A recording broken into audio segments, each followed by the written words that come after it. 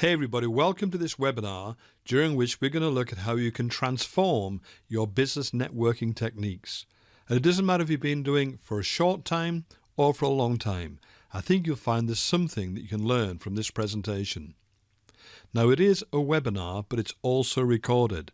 And what that means is that you can actually ask questions and we'll get back to you with answers very, very quickly. Use the question box in the panel provided and we'll email you with the answers. So we've all been faced with this, a crowded room, and we're stood alone looking in, wondering what to do. So let's get straight into understanding how to approach this. So right from the beginning, let's get a couple of things straight in our minds. First, some 80% of people present at any networking event are likely to have some degree of nervousness going right through to potentially anxiety. And second, business networking is actually a lot easier than most people believe it is. It just takes a few simple techniques and to understand the processes, and then you'll be away with it. And this webinar will give you just about everything you need to accomplish that. Hi, I'm Jeff Fitzpatrick, founder of the digitalmarketing.club. That's our domain and our website address. If you go there, you'll find lots more information like this and other webinars too. So this nervousness issue. Quoting Andy Bounds, and he's worth looking up if you don't know about him. He put it in terms of comparing our nervous inside to everyone else's outward appearance, and that's a comparison that we're never going to win. People around the room will look as if they're calm and collected, but actually they're just as nervous as you, and probably you look calm and collected to them. So all of us, in basic terms, have a number of things that we need to get through a networking event. First of all, we are all capable of good manners, even if we don't practice them all of the time. Well, I'm afraid, people, for networking events, you're going to have to be, like me, on your best behavior. Second, we can speak. And a lot of us can speak an awful lot. It shouldn't be too difficult.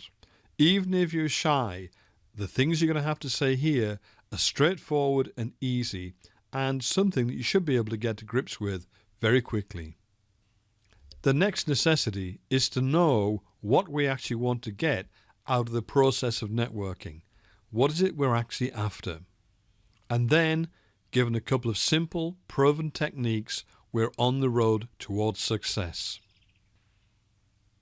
In terms of manners, it's quite straightforward and it shouldn't really require staring, but let's just go through the basics. Firstly, ask about others before telling them about yourself. That is the best sales technique that you're going to have, and you'll find it's also essential for another reason as we get a bit further into this presentation. Don't butt in or interrupt when someone is speaking. Next, don't look over your shoulder or beyond the people you're talking to.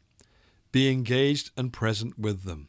Show an interest in what you're being told. And please, please, please, do not aggressively sell. I'd almost go so far as to say, don't sell at all at a networking event. And again, as we move through this presentation, you begin to understand why. Perhaps we should look at a basic question. What do we want to network for anyway? Why do we do it? And if we can answer that question in a meaningful way, we can turn the answer into a realistic objective. All too frequently, if we ask that question, why do we network anyway, we'll get the answer to get more business. However, that is just too generic. We will not get a good objective from that statement. And we all know that general objectives like that don't work. And bear in mind that most people in networking situations speak to people that they already know, and that little business flows from such conversations. So quite frankly, most people know that the networking that they're currently doing is not going to work by and large. So something needs to change. So let's begin to think and to understand what we can do to transform the success we have in networking. And we'll start by breaking it down. We're there to speak to people, but who?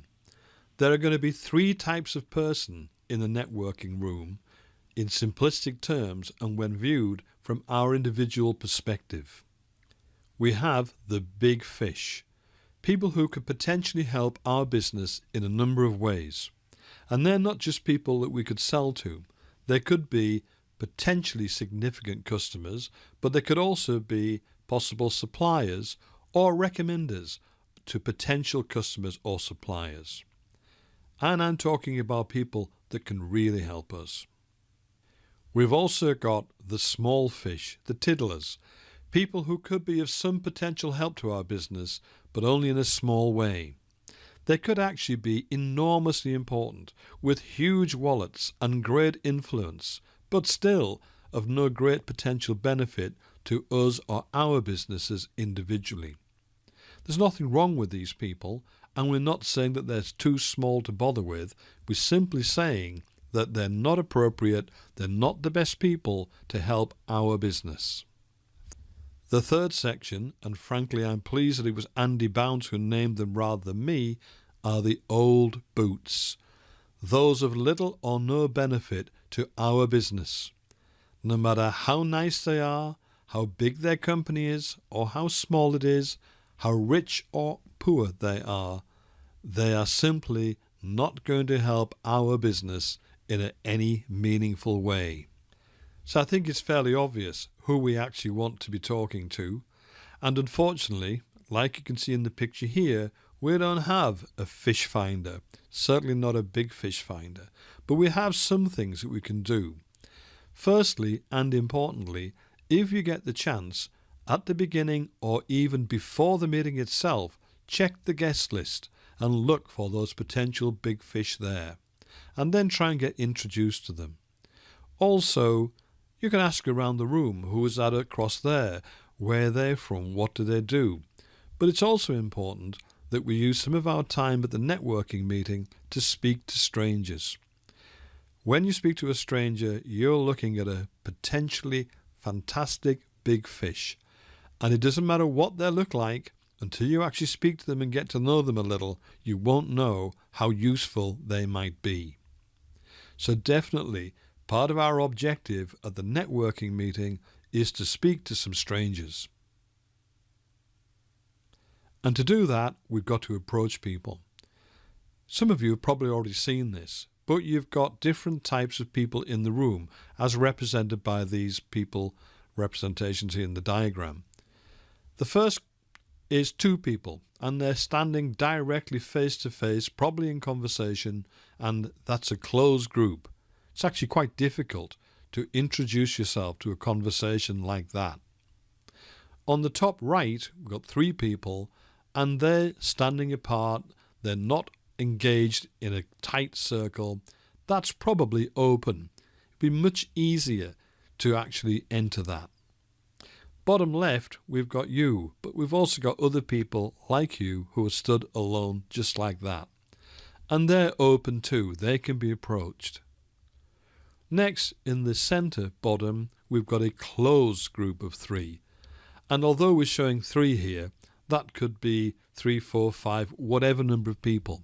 The fact is, it looks and is closed and very difficult to break into.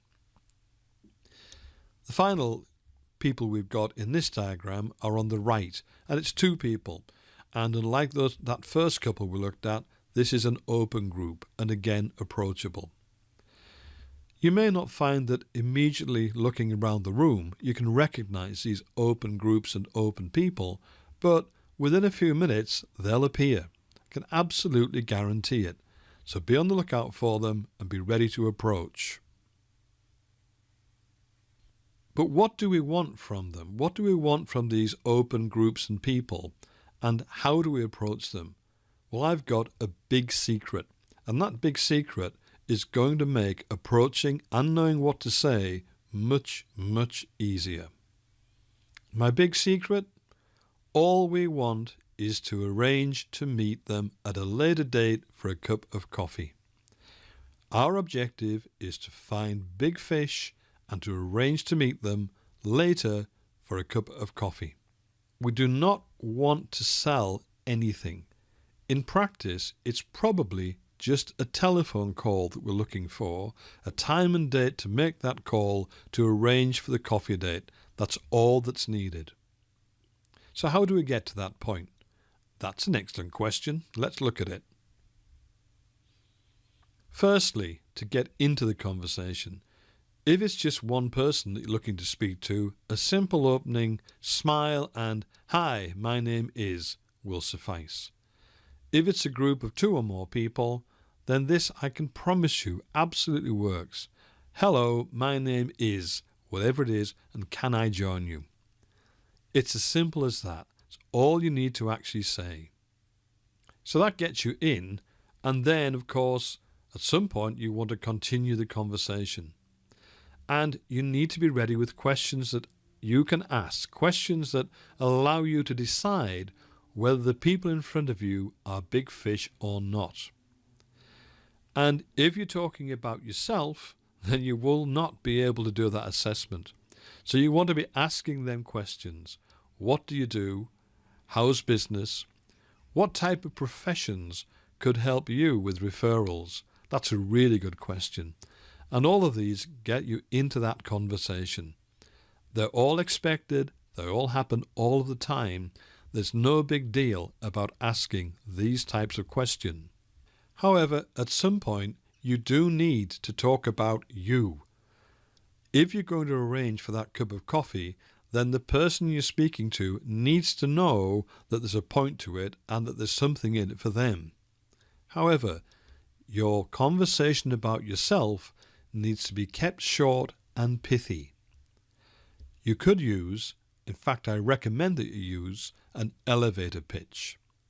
I'm assuming that just about everybody knows that an elevator pitch is what you would say to a major prospect should you meet them in the lift, or what the Americans call the elevator. And you would explain the need for your service and the benefits that you can provide. It's the benefits rather than the features that are important. It needs to be short, 30 seconds up to about 60 seconds. Remember, facts tell, but stories sell. And you should try to build into your elevator pitch a client story.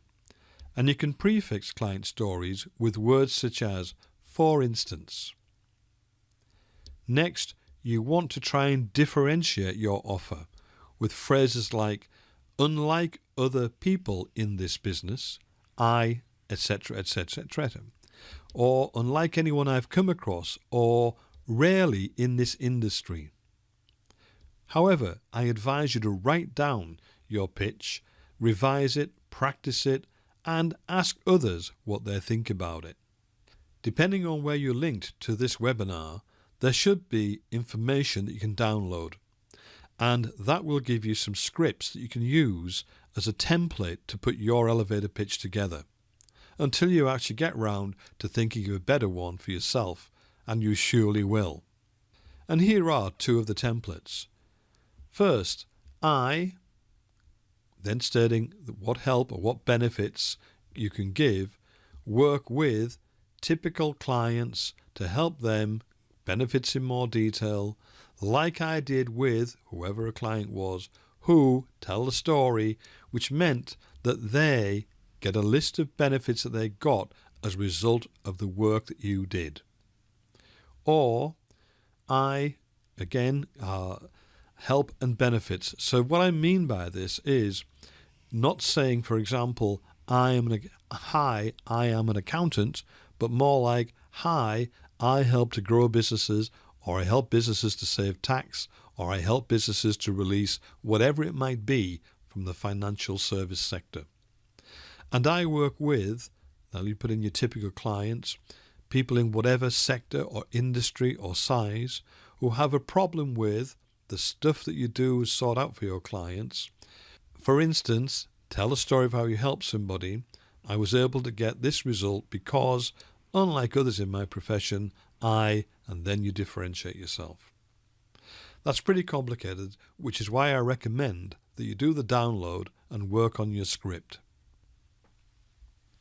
Next, having found out whether you're talking to a big fish, small fish, or an old boot, and also having given your elevator pitch, I want you to actually move the conversation forward in a general social way, in fact towards a bit of a chit-chat.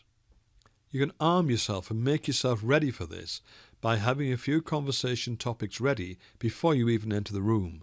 It could be the venue, news of the day, sport. Preferably try and find out what the other person is interested in and then talk about that if you can. Throughout the whole process, keep in mind you need to remember your manners, and also you need to be interested in them, not interesting about yourself. And so we come to the exit. This is extremely important.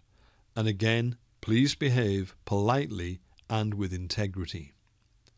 Assuming that you are talking to a big fish, you're going to ask them if they'd be happy for you to call to make an appointment for that cup of coffee, unless they can make one now.